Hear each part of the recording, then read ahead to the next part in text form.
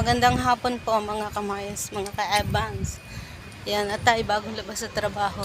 Mainit na dito at maganda na ang panahon. Ayan.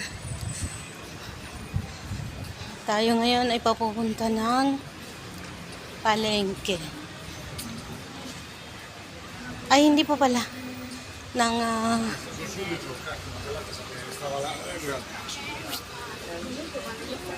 supermarket, mamimili tayo ng ilang piraso ng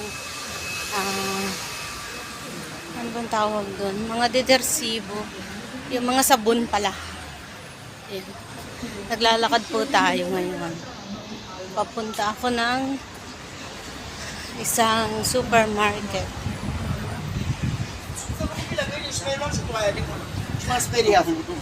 May mga kasalubong ako. Pero tatawid muna po tayo ng kalye, kaya kailangan kong sa kalye dumaan. Kailangan ko sa kalye tumingin. Ayan, nakatawid na tayo at tayo ay nandito sa mainit po. Ang oras natin ay 4:30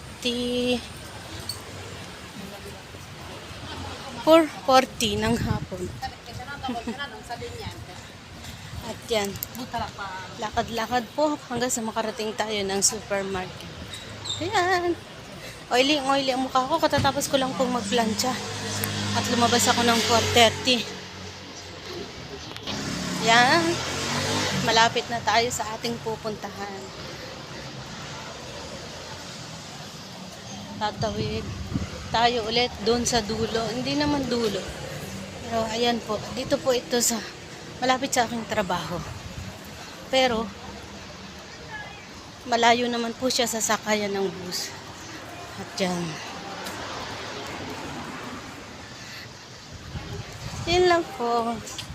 Salamat sa pagsama nyo sa akin. Ang kintab pala ng mukha ko. Ayan, tumawid na po tayo ulit. Bilis-bilis ng lakad ko. At yan, ganda ng kulay ng building sa likod. At yan, ito po ang supermarket. Ayan.